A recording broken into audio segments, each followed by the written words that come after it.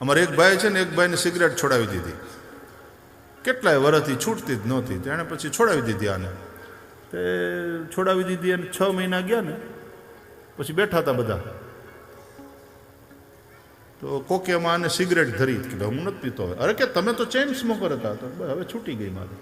ત્યાં બાજુમાં બેઠો બેઠો ઓલો કે મેં છોડાવી દીધી, 6 મહિના થઈ ગયા, મેં છોડાવી દીધી. એ 3 વાર બોલ્યો ને મેં છોડાવી દીધી. તો આણે ઓલાને હાથમાંથી જોંટીને પીધી. તો લે પીધી. પેલા તે છોડાવી, દુખી હું થયો. એટલે એમ કાંઈ કોઈને છોડાવી શકે એ વાતમાં માલ નથી. તમે ધારો તો છૂટી શકો કે મારે આજથી નથી પીવી કે આજથી નથી પીવું. ઓલ્યું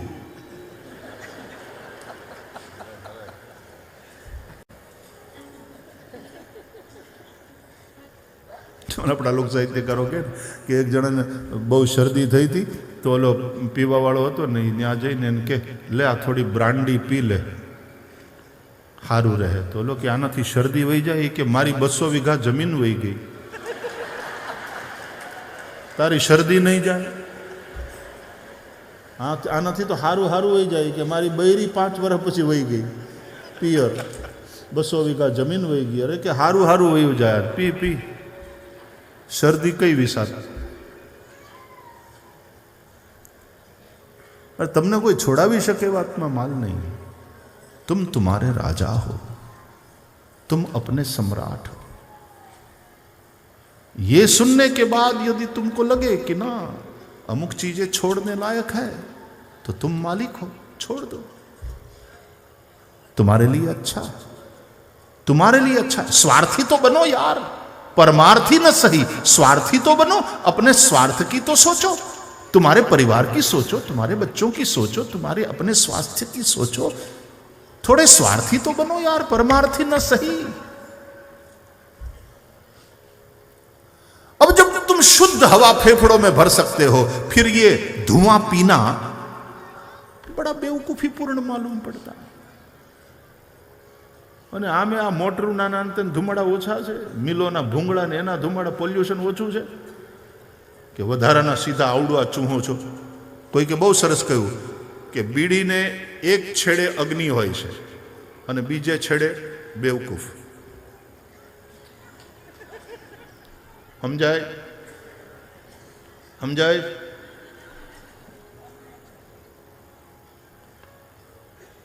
जब हम शुद्ध हवा फेफड़ों में भर सकते हैं तो फिर ये धुआं, इतना प्रदूषण.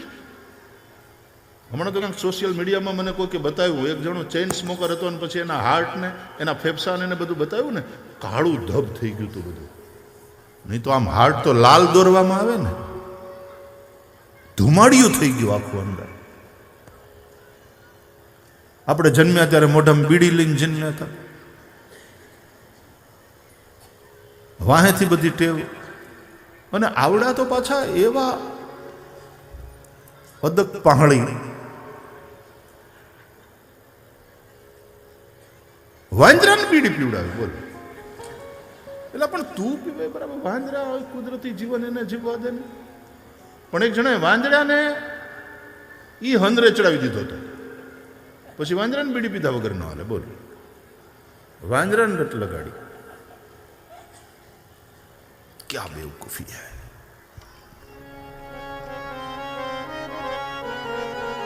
આપણે આ બાજુ આમ ખેડા બાજુ ને બધે જાય ને એટલે ત્યાં તમાકુના વાવેતર બહુ, અને તમાકુના ખેતર લાગે રૂપાળા. હા બહુ. પાછા ડોંગરે બાપા યાદ આવે. ડોંગરે બાપા કહેતા કે તમાકુના ખેતર હોય બહુ રૂપાળા, પણ એને વાડ હોતી નથી. કારણ કે વાડ કરવાની જરૂર નથી રહેતી. કેમ? ગધેડાઈ નથી ખાતા.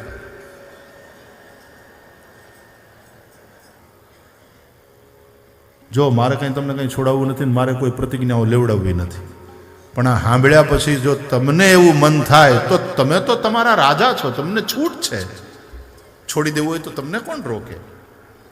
અને વળી ન છોડવું હોય તો કોણ છોડાવી શકે? गधे भी नहीं खाते तंबाकू.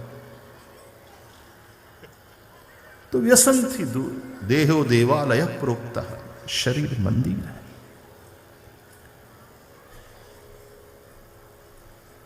તો ઈશ્વરને માનીને ચાલે, સ્વીકારીને ચાલે, એમાં પણ અલગ અલગ પ્રકાર છે. એક ઈશ્વરને નિર્ગુણ નિરાકાર માને, બીજા સગુણ નિરાકાર અને ત્રીજા સગુણ સાકાર. ભાગવતના અનુસાર કહીએ તો ઉતરતા ક્રમમાં 3 શબ્દ છે: બ્રહ્મ, ઈશ્વર, ભગવાન. વદંતિ તત્ત્વવિદસ્તત્વમ યજ્ઞાનમ અદ્વયમ બ્રહ્મેતિ પરમાત્મેતિ ભગવાન ઇતિ શબ્દ્યતે. આજની આખી કથા આટલા જ શ્લોક ઉપર ગઈ.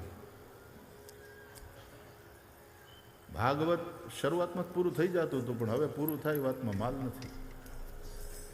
આ કથા, આ સાગરને કેમ ઉલેચી શકાય? તુલસીદાસજીએ કેવું પડ્યું: ચરિત સિંધુ ગિરજા રમન બેદન પાવહી પાર, બરને તુલસીદાસ કિમી અતિમતિ મંદ ગંવાર. ચરિત સિંધુ ગિરજા રમન. ગિરજા રમન ભગવાન શંકરનું ચરિત્ર સિંધુ સમાન છે.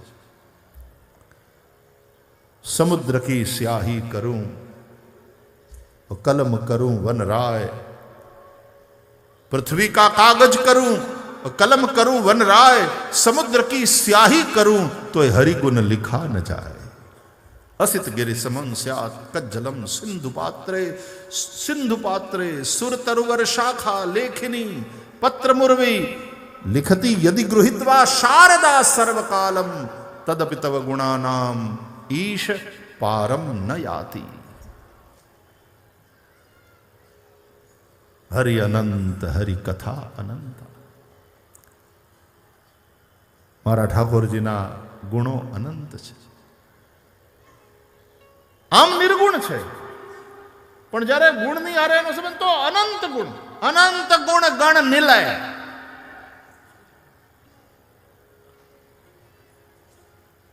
गुणागार संसार पारम न तो हम. गुणागार है, अनंत गुण गण निलय है, भंडार. ક્યાં સુધી એના ગુણ ગાઈએ? પણ તોય હું કામ 4-4 કલાક ગાઈએ છીએ? નનકડું છોકરું હોય ને, પછી એને તમે પૂછો કે તારા પપ્પા કેવડા, તારા પપ્પા કેવડા મોટા, તો એવું કે ખબર, इत्ते बले. कितने बड़े हैं तेरे पापा? इत्ते बले. अच्छा बेटा ये बताओ, आसमान कितना बड़ा है? इत्ता बला. ऐसे बोले, हाथ फैलाता. आसमान कितना बड़ा है? इत्ता बला. तेरे पापा कितने बड़े? इत्ते बले. इत्ते बले.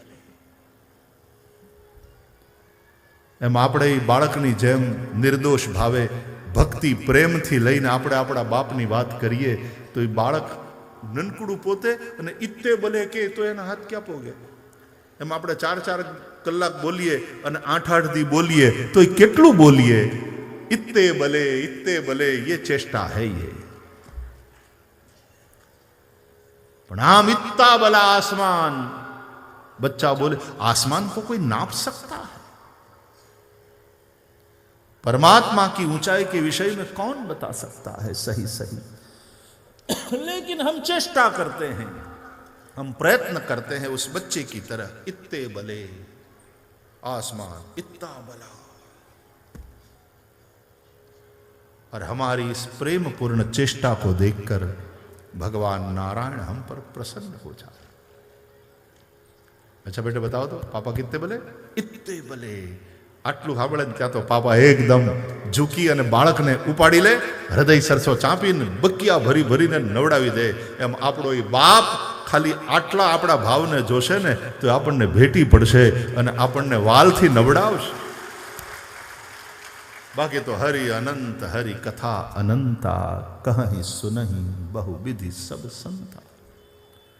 તો ખાલી આટલા જ શ્લોકના ઉપર ચર્ચા થઈ, નહીં પૂરી નથી થઈ હજી.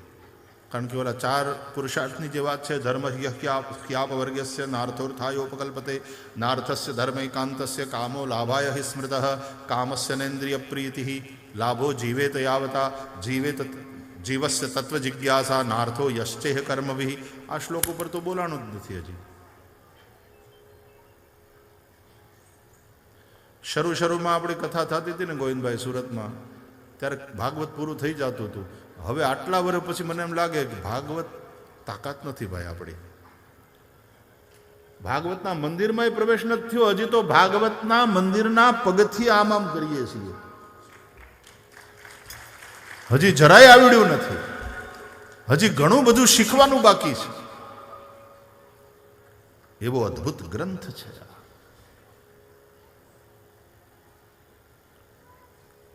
ખાલી 5 મિનિટ લઈ અને પછી મારે જે સગુણ સાકાર બ્રહ્મના અવતારની વાત કરવી છે. એવા 24 અવતાર થયા ભાગવતકાર કહે છે. પ્રથમ અવતારે સનતકુમાર અને બ્રહ્મચર્યાશ્રમનું પાલન, બીજા અવતારે વરાહ બન્યા અને મનુ અને શત્રુપાનો ગ્રહસ્થાશ્રમ, ત્રીજે અવતારે નારદ બન્યા અને વાનપ્રસ્થીઓને ભક્તિ માર્ગનું દર્શન, ચોથે અવતારે નરનારાયણ થયા અને સંન્યાસીઓનો નિવૃત્તિ માર્ગ એમણે બતાવ્યો, પાંચમે અવતારે કપિલ થયા, મા દેવહૂતિને સાંખ્ય શાસ્ત્રનો ઉપદેશ કર્યો, છઠ્ઠે અવતારે યજ્ઞ પુરુષ ભગવાન પધાર્યા અને એમણે પ્રવૃત્તિ માર્ગનું દર્શન કરાવ્યું. અત્રિ અનસુયાને ત્યાં દત્ત આવ્યા. સાતમે અવતારે યજ્ઞ પુરુષ ભગવાન પધાર્યા. આઠમે અવતારે ઋષભદેવ ભગવાન પધાર્યા, જે જૈન પરંપરામાં પ્રથમ તીર્થંકર ગણાયા, જેનું બીજું નામ છે આદિનાથ. નવમા અવતારે ભગવાન પૃથુ બન્યા. રાજ્ય વ્યવસ્થા કેવી હોવી જોઈએ? શાસન વ્યવસ્થા ધર્મ સાપેક્ષ હોવી જોઈએ કે ધર્મ નિરપેક્ષ? એની ચર્ચા ભાગવતમાં અમુક વાર રાજનીતિની અમુક વાત કરું એટલે તમને એમ ન લાગવું જોઈએ કે ભાગવતની બારું બોલે છે ભાઈ શ્રી. કાંઈ ભાગવતની બારું બોલાતું નથી. આ બધાનું કનેક્શન ભાગવત સાથે છે. અને જે બોલાશે એનું કનેક્શન હું જોડીને કહીશ, તમને બતાવીશ કે આનો સંદર્ભ અહીંયા છે. રાજનીતિની કોઈને એમ થાય ભાગવતની અંદર ખાલી મોક્ષની જ વાતો નહીં, ધર્મની વાતો, અર્થની વાતો, કામની વાતો, રાજનીતિની વાતો, જીવનના બધા જ પાસાઓને સ્પર્શ કરે છે ભાગવત.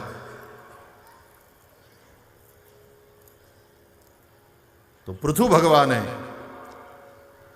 શાસન વ્યવસ્થા કેવી હોવી જોઈએ એ બતાવ્યું, એ સમજાવ્યું. દસમા અવતારે ભગવાન મત્સ્ય નારાયણ, 11મો અવતાર એટલે કૂર્મ અવતાર, 12મો અવતાર ધન્વંતરીનો, 13મા અવતારે ભગવાન મોહિની બન્યા, દેવોને અમૃત પાયું દૈત્યોને છેતરીને.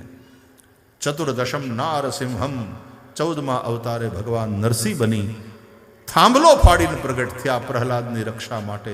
હિરણ્યકશિપુને માર્યો. એ થાંભલો ફાડીને પ્રગટ થયા એનો મતલબ હિરણ્યકશિપુને થાંભલો જડ દેખાતો હતો. પ્રહલાદને એની અંદર પણ પોતાનું પરમ ચૈતન્ય પરમાત્માના દર્શન થતા હતા અને ભગવાને થાંભલામાંથી પ્રગટ થઈ અને એમ બતાવ્યું કે હું ચેતનમાં જ છું એમ નહીં, જડમાં પણ હું છું. જડ ચેતન બધા રૂપે હું જ છું. આ મારું જ વિવર્ત છે. આ બધા મારા જ સ્વરૂપો છે. જડ ચેતન જગ જીવ જત सकल राम मैं जानी. जिसको तुम जड़ कहते हो वो भी हकीकत में सोई हुई चेतना है. पुरुष एवेदम सर्वम, वेद कहते हैं. पंचदशम वामनकम, 15મા અવતારે ભગવાન વામન બનીને પધાર્યા. બલિરાજાને ત્યાં યજ્ઞમાં જઈ 3 પગ પૃથ્વી માગી, 2 પગમાં બલિનું લઈ લીધું અને 3જા પગમાં બલિને લઈ લીધો. બલિનું લઈ લીધું તું, ઇન્દ્રને દઈ દીધું અને બલિને લઈ લીધો અને પોતાની પાસે રાખ્યો.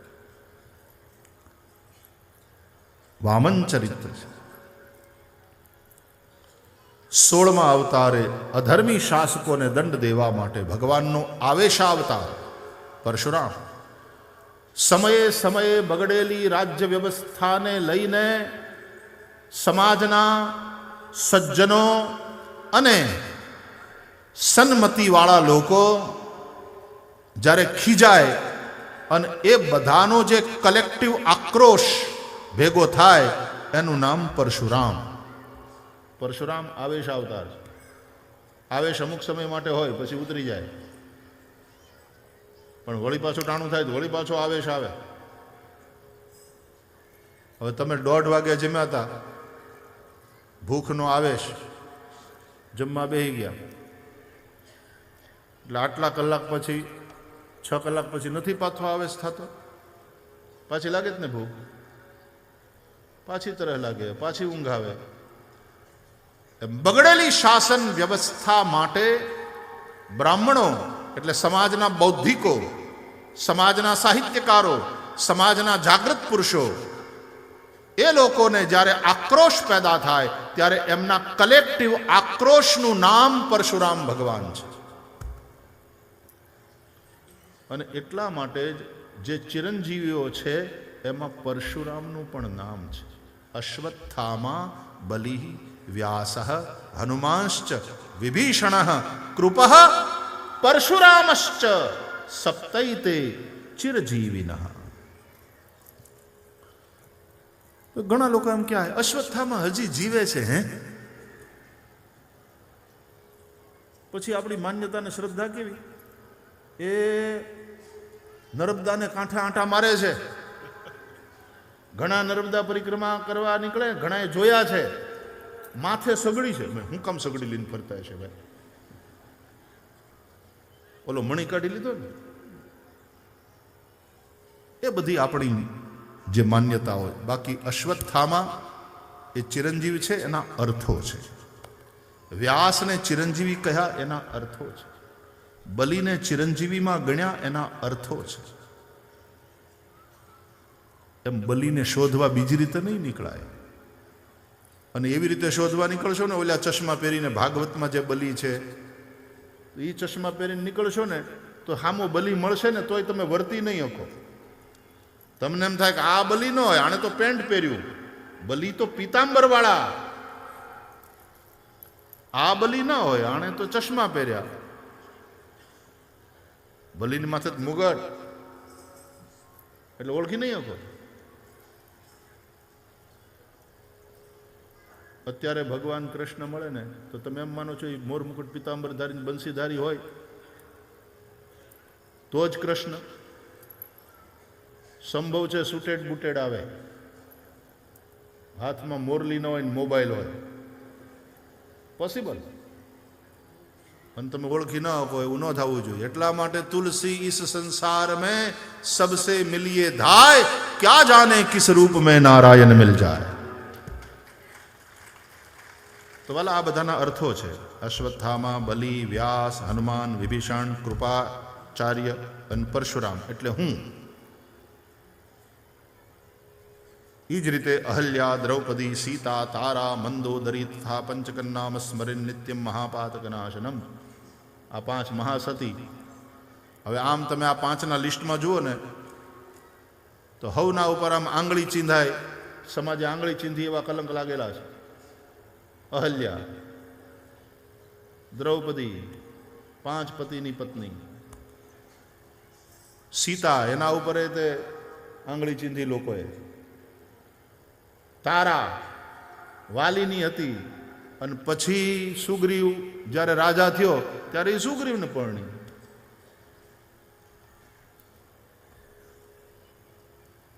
મંદોદરી રાક્ષસની પત્ની, રાક્ષસ રાજા રાવણની પત્ની. અને આ બધી મહાન સતીઓ. હા, કેવી રીતે એની કથા અત્યારે કહેવાનો ટાઈમ નથી. પણ આ બધા શ્લોકો છે તો એના ગૂઢ અર્થ છે વાલા. જાણવાની જિજ્ઞાસા કેટલાને થાય છે, અને જિજ્ઞાસા લઈને જાઓ તો ચર્ચા કેટલે જગ્યાએ જાય છે. આ બધા ચિરંજીવી એટલે શું? અશ્વત્થામા, બલિ, વ્યાસ, હનુમાંશ્ચ, વિભીષણ. હનુમાન છે ચિરંજીવી છે. મારે એટલું કેવું છે, પરશુરામ એ આવેશાવતાર છે ભાગવત અનુસાર પણ. અને આ આવેશ ચિરંજીવ છે. પણ એ આવે પાછો આવેશ શાંત થઈ જાય, વળી પાછો સમય આવે તો એ આવેશ આવે, વળી શાંત થઈ જાય. પરશુરામ ભગવાન 16મો અવતાર, 17મો અવતાર વ્યાસ ભગવાનનો, 18મો અવતાર મર્યાદા પુરુષોત્તમ પ્રભુ શ્રી રામ, 19 અને 20મો એટલે બળભદ્ર અને શ્રી કૃષ્ણ, 22મો 21મો બુદ્ધ, 22મો કલ્કી થશે. 2 રહી ગયા. આમાં હજી હરિ અવતાર અને હંસ અવતારની વાત ના આવી. હયગ્રીવ અવતારે ના આવ્યું. હરિ પણ બે ઘણા ઘણા મતે, એક જેણે ગજેન્દ્રનો ઉદ્ધાર કર્યો એ, અને બીજા હરિ જેણે મધુવનમાં ધ્રુવને દર્શન આપ્યું એ. આપણે ઘરે જે છબી છે ને, આજે દર્શન કરાવ્યા તમે, એ મધુવનમાં ધ્રુવની સામે પ્રગટ થયા એ હરિ. અને પછી ધ્રુવે સ્તુતિ કરી, યોંતઃ પ્રવિશ્ય મમ વાચમિમાં પ્રસુપ્તાં સંજીવયત્યખિલ શક્તિધરસ્વધામ્ના અન્યાંશ્ચ હસ્તચરણ શ્રવણત્વગાદીન પ્રાણાન નમો ભગવતે પુરુષાય તુભ્યમ.